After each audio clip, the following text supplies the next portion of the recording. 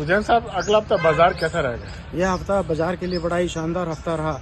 इस हफ्ते हमने देखा कि निफ्टी ने 3 दफा लाइफ टाइम रेसिस्टेंस हाई को छूने के बाद 22,212 के ऊपर बंद दिया। आने वाले समय में मुझे लगता है कि निफ्टी के अंदर तेजी का रुख जारी रहेगा। यह 21,900 से लेकर के 22,350 के बीच में रहने की संभावना है।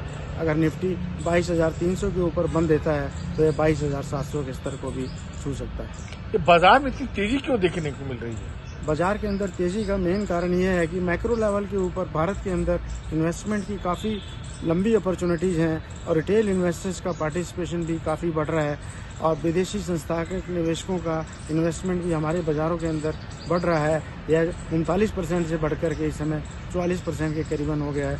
इस वजह से भारतीय बाज़ारों के अंदर खरीदारी का रुख जारी है। छोटे निवेशक जो है बहुत सोच समझ के जो निवेश करते हैं, उनको लगता है गाढ़ी कमाई है, उनके लिए क्या कहना चाहेंगे आप? छोटे निवेशकों को इस समय बाजार बड़ी तेजी के ऊपर है, बड़ी सोच समझ करके बाजार के अंदर पैसा लगाना चाहिए। या तो वो अपने म्यूचुअल फंड के रूट के थ्रू पैसा लगा सकते हैं या इक्विटी मार्केट के अंदर वो डायरेक्ट पैसा लगाना चाहते हैं तो उनको किसी अच्छे कंसल्टेंट के थ्रू पैसा लगाना चाहिए, क्योंकि बाजार के अंदर इस समय काफ़ी बूम है। जितनी तेज़ी से ऊपर गया है उतनी तेज़ी से नीचे का गोता भी लगा सकता है। इसलिए हमें अपने स्टॉप लॉस को ध्यान में रख करके तेज़ी के ऊपर अगर बाजार जाता है तो अपना प्रॉफिट भी बुक करना चाहिए। रिटेल इन्वेस्टर का पैसा बड़ा कमाई का पैसा होता है, अगर बाजार नीचे जाता है तो उनको काफ़ी नुकसान होने की भी संभावना हो सकती है। कई लोग कहते हैं कि चूंकि बाजार बहुत अप जा रहा है, ऊपर जा रहा है, तो पैसा लगा लीजिए और आपको पैसा मिल जाएगा, बूम है मार्केट में। नहीं, यह बात सही नहीं है, परंतु मार्केट के अंदर इस समय बूम है। ये अगर मार्केट के अंदर जब बूम होता है तो मार्केट ऊपर जाने के समय नीचे आने की भी बहुत संभावना रहती है। इस समय हमें बड़ी सोच समझ के पैसा लगाना चाहिए।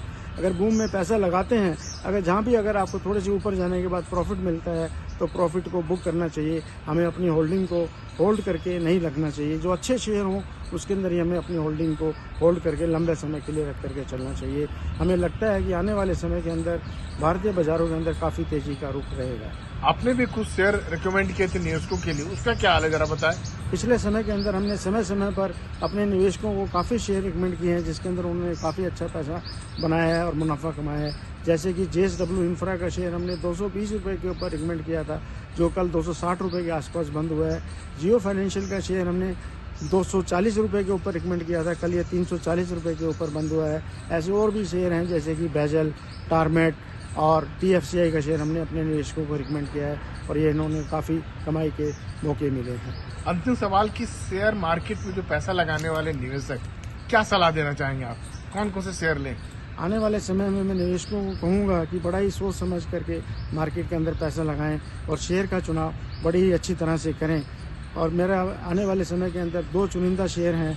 TFCI का शेयर जो इस समय 254 रुपये के ऊपर है, इसके अंदर अपना पैसा लगा सकते हैं लॉन्ग टर्म के लिए। इसके अंदर मेरा टारगेट 350 रुपये का है।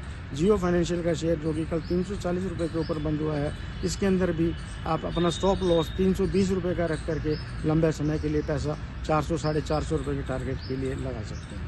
धन्यवाद।